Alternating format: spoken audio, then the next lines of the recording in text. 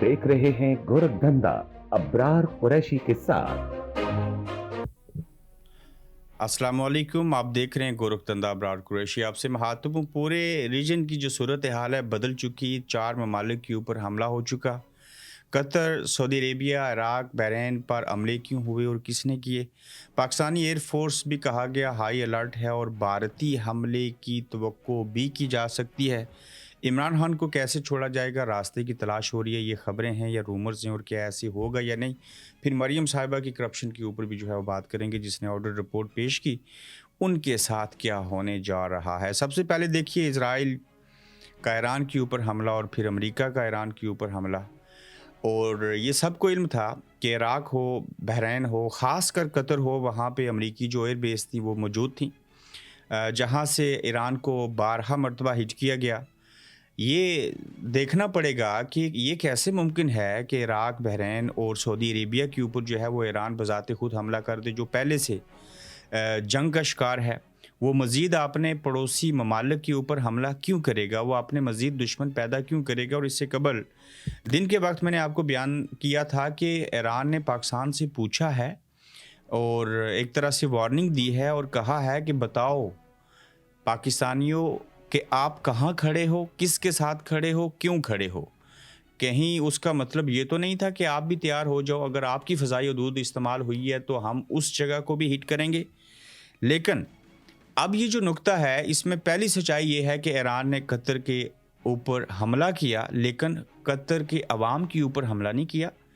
Iran ने Qatar में जो अमरीकी और इज़राइली एयर बेस थी, जहाँ पे उनका साज़ो सामान था, फ़ोर्स थी, जहाँ से ईरान को कंट्रोल करने के लिए और उसके ऊपर हमला करने के लिए चीज़ें मौजूद थी, ईरान ने उस जगह के ऊपर हमला किया, यानी कि एयर बेस के ऊपर। और ईरान जो है वो इस बात को ऑन करता है।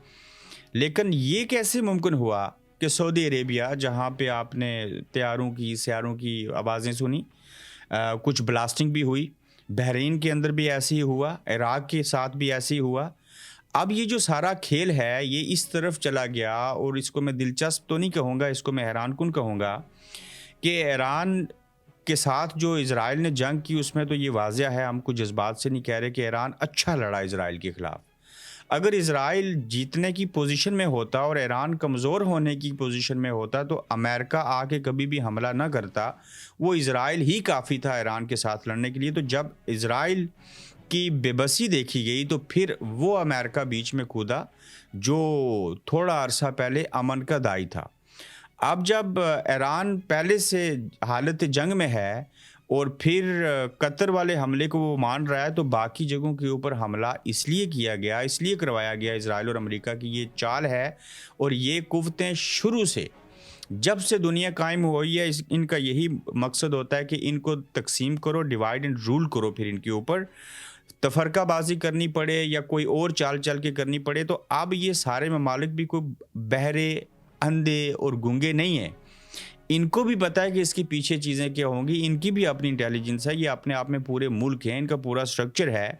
तो इस चीज़ का इल्ज़ाम सऊदी अरेबिया, इराक और बहरीन, अल्लाह करे कि वो ना लड़ें आपस में ईरान के साथ। अगर ये चीज़ हो गई तो फिर इसमें इज़राइल और अमेरिका जो हैं वो कामयाब हो जाएंगे और इनको आपस में लड़ा के खुद जीतने का जश्न मनाएंगे और इस तरह से जो ईरान है उसको तबाह करने की कोशिश की जाएगी। लेकिन कतर ने वापस जवाब दिया, क्योंकि वो अमेरिका के साथ हैं। उन्होंने कहा जी कि हमारे ऊपर हमला हुआ, हमारी सालमियत को चैलेंज किया गया, तो लिहाजा हम भी वापस जवाब देने का, ये नहीं कि हमला करने का हक जो है वो महफूज रखते हैं। इस सारी सूरत हाल का जो तल्लक है वो एशियाई ममालिक के साथ कैसे पड़ेगा उसके ऊपर मैं आता हूँ। लेकिन ये जो रजीम चेंज करने की ईरान के अंदर जो मजहबी चीज़ें थी, इनको कम करने के लिए, खमनाई साहब को ख़त्म करने के लिए, जहादी कल्चर को ख़त्म करने के लिए जो कोशिश थी, जो रजीम चेंज थी, अब तक तो वो नाकाम हो चुकी। अब जो हमनाई के भांजे हैं वो कहते हैं जी कि हमें कंट्रोल दे दिया जाए, तो चूँकि शिया मसलक के यही लीडर हैं जो उन्होंने कहते हैं कोई खुतबा दिया, सॉरी फतवा दे रखा है कि हम जो जौहरी चीज़ें थी, हथियार थे, उनको इस्तेमाल नहीं करेंगे। तो इनके भांजे ये कह रहे हैं कि आप हमें कंट्रोल दीजिए, ہم ان کو استعمال کریں گے اور جو جواب ہے وہ بھرپور طریقے سے دیا جائے گا۔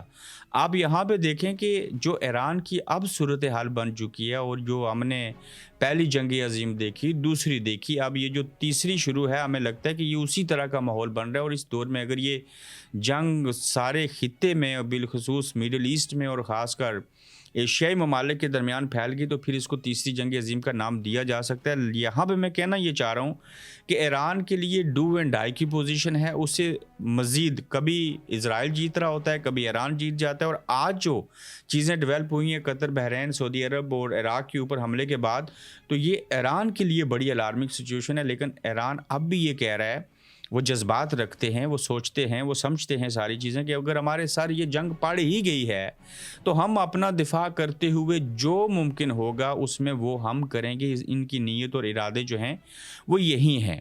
تو یہ بیشتر حملے جو تھے قطر کے حملے کو چھوڑ کے، میرا ایک تجزیہ ہے، یہ لگتا ہے کہ اس کے پیچھے امریکہ اور اسرائیل کی جو ہے وہ سازش، کوئی پالیسی، کوئی حکمت عملی موجود ہے، جس کی وجہ سے یہ کوشش کی جا رہی ہے کہ ہم آپس میں جو اسلامی ممالک ہیں انہی کو لڑوا دیں، تاکہ اس سے کیا ہو کہ یہ جب آپس میں لڑ پڑیں گے تو ہم اس میں کامیاب ٹھہریں گے۔ ایران نے بحرین کے امریکی اڈے پر بھی بلسٹک جو میزائل ہیں وہ داغ دیے ہیں، ہاں وہاں پہ بھی یہ چیزیں تھیں۔ امریکہ سے جنگ کا اعلان کرتے ہیں، ایران نے واضح طور کے اوپر کہہ دیا کہ ہم، اسرائیل تو تھا ہی جنگ حالت میں ہمارے ساتھ، اب ہم امریکہ کے اوپر بھی جو ہے اس کے ساتھ بھی اعلان جنگ کرتے ہیں، آؤ جو کرنا ہے کر لیجئے۔ بالکل یہ ریالٹی ہے۔ اور ایران کی قومی سلامتی کونسل نے کہا ہے کہ العدید اڈے جو تھے اس پر ہمارا حملہ بردار ملک قطر کے لیے خطرہ نہیں ہے۔ قطر نے کہا ہے کہ وہ ایرانی حملے کے بعد جواب دینے کا حق محفوظ رکھتے ہیں۔ اب یہیں پہ میں آپ کو اس طرف لے جاؤں کہ اس وقت جو پاکستان اور بھارت کے درمیان چیزیں چل رہی ہیں وہ کیسی صورتحال پیدا ہو چکی ہے۔ یہ جو سیکیورٹی کمیٹی کا، سلامتی کمیٹی کا اجلاس ہوا تھا اور اس میں خان کیسے ڈسکس ہوا اس کے اوپر بھی بات کریں گے، لیکن اس وقت جو صورتحال ہے وہ یہ ہے کہ غیر مصدقہ اطلاعات میں کہہ رہا ہوں، اس کے مطابق پاکستان کی ایئر فورس تو خیر ویسے بھی الرٹ ہوتی ہے، لیکن آج یہ کہا جا رہا ہے کہ وہ زیادہ الرٹ ہیں۔ ایئر فورس جو ہے وہ ریڈ الرٹ ہے پاکستان کی۔ بھارت کسی بھی وقت جو ہے وہ حملہ کر سکتا ہے۔ بھارت چونکہ ہم نے جنگ جیتی، ہم نے جشن منایا تھا، بھارت کو یہ بات تو بڑی ناگوار گزری تھی، اور ہمیں یہ لگ رہا تھا کہ کہیں اگست کے آخر میں، ستمبر میں یا اکتوبر میں جا کے حملہ کیا جائے گا، یا تب بھارت ہو سکتا ہے موومنٹ کرے۔ لیکن ان دنوں میں بھی، اس وقت بھی، ان بھارت کے بیانات دیکھ لیجئے کہ وہ اکثر کہتے تھے کہ ہم پاکستان کے اوپر حملہ کریں گے۔ تو جب یہ سچویشن بنی ہے تو کہیں ایسے نہ ہو کہ بحرین اور قطر میں تو امریکی ایئر بیس کے اوپر ایران نے میزائل مارے، وہ ٹھیک ہے، لیکن جیسے سعودیہ اور باقیوں کو چھیڑا گیا، اسی طرح سے کہیں یہ نہ ہو کہ حملہ بھارت کرے اور اس کو بھی ایران کے کھاتے میں ڈال دیا جائے اور ادھر سے ایک جواز بن جائے اور پاکستان اور ایران آمنے سامنے کھڑے ہو جائیں۔ تو یہ جو ساری صورتحال ہے اس میں کسی بھی وقت کچھ بھی ہو سکتا ہے، اور یہ جو باتیں، خدشات، چیزیں آپ کے سامنے رکھ رہے ہیں، جب جنگ و جدل کے حالات ہوتے ہیں تو اس میں منٹوں اور گھنٹوں کے اندر سچویشن تبدیل ہوتی رہتی ہے۔ لیکن اس وقت جو کرنٹ سچویشن ہمارے سامنے ہے اس کو اگر سامنے رکھیں تو ایسی حالات لگ رہے ہیں کہ بھارت کا یہ کہا جانا کہ حملہ کریں گے اور پاکستان کی ایئر فورس کے اوپر ریڈ الرٹ جاری ہو جانا اور اس کو الرٹ کرنا، یہ چیزیں پاسیبل ہیں اور ایسا ہو سکتا ہے۔ اب لیکن اللہ کرے کہ ایسا نہ ہو، چونکہ اگر یہ خطہ بھی جو ہے اسی لپیٹ میں دوبارہ سے آ گیا، ایران، قطر، بحرین، عراق، سعودی عربیہ، امریکہ، اسرائیل، اب دیکھیں کتنے ممالک ہیں اس میں، رشیا اور چین کو بھی جو ہے وہ آپ اگنور نہیں کر سکتے۔ تو یہ سارا ریجن جو ہے وہ اسی چیز کے اندر شامل حال ہے، اور اگر یہ جنگ آگے بڑھ گئی تو اس میں ایٹمی قوتیں کتنی آتی ہیں آپ دیکھ لیجئے، کس ملک کا کس ملک کے ساتھ کس طرح کا ریلیشن ہے، کتنے اسلامی ملک ہیں، اور اس میں اینڈ آف دی ڈے نقصان جو ہے وہ امت مسلمہ کا ہوگا، مسلمانوں کا ہوگا، جو کہ نہیں ہونا چاہیے۔ اور اب بھی راستہ ہے کہ اپنے آپ کو ٹھیک رکھا جائے اور بجائے حملہ کرنے والوں کو امن کا ایوارڈ دینے کے لیے نامزد کرنے کے بجائے ان کے سامنے آنکھیں نکال کے کھڑا ہونا چاہیے اور انہیں گور کے دیکھنا چاہیے۔ تو یہ صورتحال ہے۔ آگے دو موضوعات کے اوپر بات کریں گے۔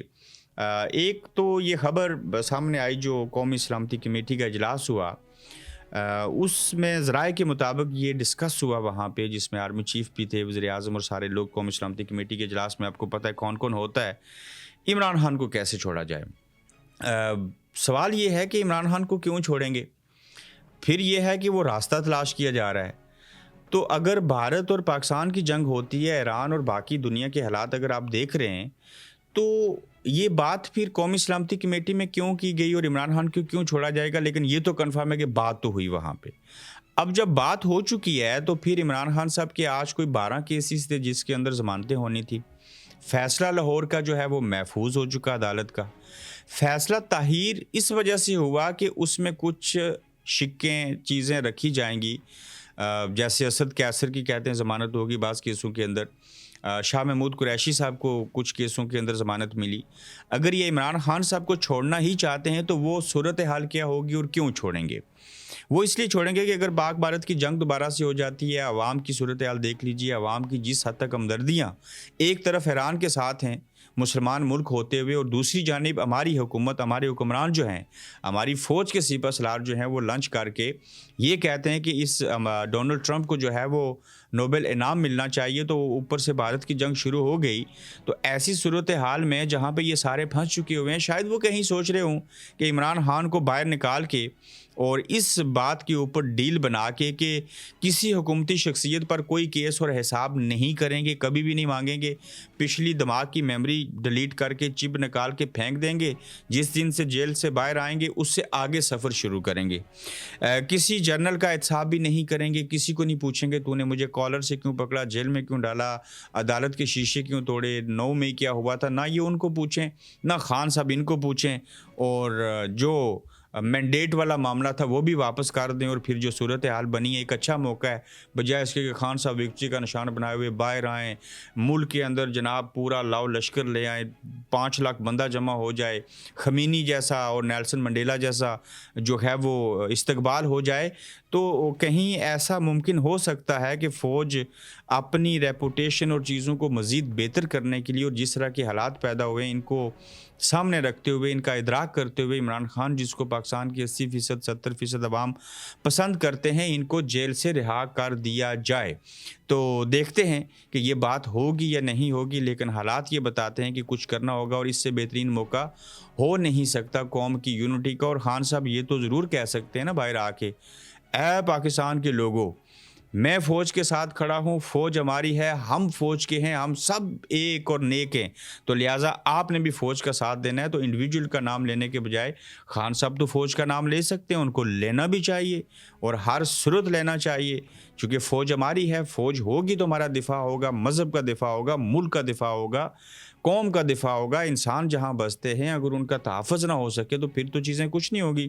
تو یہ عمران خان صاحب کے لیے یا کسی اور کے لیے بھی یا کسی کے لیے بھی گھاٹے کا سودا کسی صورت نہیں ہوگا. لیکن دیکھتے ہیں کہ یہ اگر بات ڈسکس ہوئی ہے کہ خان صاحب کو تو چھوڑنا ہے، مگر کیسے چھوڑنا ہے، اس راستے کی تلاش ہے. اور پھر آپ دیکھیں نا، جو کے پی کی حکومت ہے اس نے بجٹ پیش کر دیا، خان صاحب کو وہاں پہ اگنور کیا گیا. چونکہ حالات اور واقعات ایسے ہیں، بجٹ پیش نہ کریں تو میرے خیال سے جو آئینی اور قانونی حیثیت ہوتی ہے اس میں اسمبلی کو تعلیل کرنا پڑتا ہے اور گورنر راج لگ جاتا ہے. تو یہ ایسی نیچ میں چلے گئے ہیں کہ ان کو بجٹ پیش کرنا پڑا. اور ہم یہ کہیں کہ علی امین گنڈا پور نے جو ہے وہ ان کے خلاف کوئی سازش کی ہے یا کر رہے ہیں یا جو بھی چیزیں ہیں یا ڈبل فیس رکھتے ہیں، تو یہاں یہ باتیں قابل قبول اس لیے نہیں ہوں گی کہ جنہوں نے ملاقات نہیں کرنے دینی انہوں نے نہیں کرنے دینی، انہوں نے نفاق ڈالنا ہے آپس میں. جس طرح سے آپ کو میں نے اسلامی ممالک کا بتایا کہ امریکہ جو ہے وہ کس طرح سے تفریق پیدا کر کے ایران کو اپنے ہی لوگوں کے ہاتھوں مروانا چاہ رہا ہے. اب یہاں پہ دیکھیے کہ جو 10 کھرب روپے کی کرپشن کا سکینڈل جو ہے وہ محترمہ مریم نواز شریف صاحبہ کا سامنے آیا، یہ تو آپ مانتے ہیں نا. اچھا، اجمل گوندل ہیں ایڈیٹر جنرل جنہوں نے آڈٹ کیا. 10 کھرب روپے جو ہیں یہ چھوٹی اماؤنٹ نہیں ہے. اب ان کے ساتھ کیا ہوا، ان کو وارننگ دی گئی ہے، آڈٹ رپورٹ کو ایڈٹ کیجئے، آپ اپنے ہاتھوں سے کیجئے، مریم صاحبہ کا نام نکال دیجئے. نام نکالنے کے بعد اگر آپ نے ایسے نہ کیا تو پھر آپ کو اٹھا لیا جائے گا، زبردستی استعفیٰ لے لیا جائے گا، بصورت دیگر آپ کو مارا بھی جا سکتا ہے. تو مریم صاحبہ کی करप्शन से ये तो पता चल गया ना ऑडिट रिपोर्ट से, जो ऑडिट किया गोंदल साहब ने, कि मोहतरमा ने पिछले 2 सालों में 10 खरब रुपए की करप्शन की है। तो ये इनके गले में कहते हैं ना वो पता नहीं कंडी नहीं होती, ये सीधा निकल जाते हैं चीज़ों को।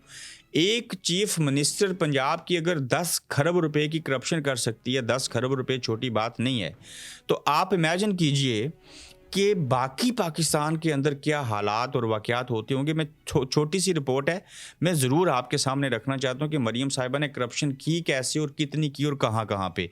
ऑडिटर जनरल ऑफ पाकिस्तान ने ऑडिट साल 20, 24 और 25 की रिपोर्ट में पंजाब हुकूमत के अखराजाती खातों में 10 खरब रुपए से ज़ायद की संगीन बेज़ब्तियों का इंकशाफ किया है, जिनमें फ़्रॉड, रकम का गलत इस्तेमाल, ज़ायद अदायगियाँ, माली बाद इंतज़ामी, गलत ख़रीदारी और इसके साथ जो बाकी फ़ंड्स थे उसके अंदर वसूलियाँ करना, कमर्शियल बैंकों में गैर मजाज तौर पर रखना शामिल है।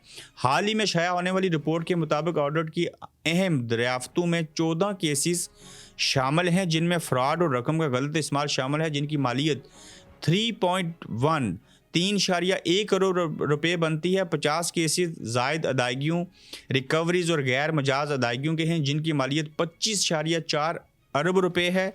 21 केस माली बाद इंतज़ामी के हैं, जिनकी मालियत 10.6 अरब रुपए की है, जबकि 45 केसेस गलत ख़रीदारी से मुतल्लक हैं, जिनकी मालियत 43 अरब रुपए बनती है। 12 केसेस ऐसे हैं जिनमें फ़ंड्स की जो वसूलियाँ की गई, जिसमें कमर्शियल बैंक हैं और दीगर गैर मजाज तौर पर जो चीज़ें रखी गई हैं खुद मुख्तार इदारों की जानिब से अवामी रकम को बगैर मुनाफा वाले अकाउंट्स में रखने से मुतल्लक हैं, जिनकी मजमूई मालियत 988 अरब रुपए है। इसके अलावा ह्यूमन रिसोर्सिस से मुतल्लक है बेज़ब्तियों के 24 केसों की मालियत 8.2 अरब रुपए और कारकर्दगी से मुतल्लक खामियों के 7 केसेस की मालियत 3.6 अरब रुपए है। तो ये देखिए, वैसे नोबल इनाम मरियम साहिबा को मिलना चाहिए करप्शन करने के ऊपर, और अगर अच्छी चीज़ के ऊपर मिलना चाहिए तो फिर वज़ीर आज़म साहब और आर्मी चीफ़ को, ये गोंदल साहब को नोबल इनाम मिलना चाहिए, जिन्होंने इनकी करप्शन को सामने लाया। तो ये सूरत हाल है। हराम खाने वाले लोग, याद रखिएगा, दलेर नहीं होते, बुज़दिल होते हैं। हराम खाने वाले लोग किसी के वफ़ादार नहीं होते, बल्कि अपनी औलाद के भी नहीं होते। उनका नमाज, रोज़ा, ये सब जिम की प्रैक्टिस होती है, वो किसी से मुखलस नहीं होते। पहली शर्त है दलेर होने के लिए कि आप ईमानदार हों और आप हराम ना खाएं। तो आप इन लोगों की सूरत हाल देखें, करप्शन तो हर जगह पे है। मैं नहीं कहता KPK में करप्शन नहीं है, यमीन गंडापुर बड़ा पाक है, ये सब करप्ट हैं, लेकिन छोटी बुराई का इंतहाब करना चाहिए। अगर आपको हर तरफ बुराई नज़र आए तो अपना ख्याल रखिए, अपना फीडबैक दीजिएगा। जल्द आपसे फिर मिलेंगे। आप देख रहे हैं गोरखधंधा अब्रार कुरैशी के साथ।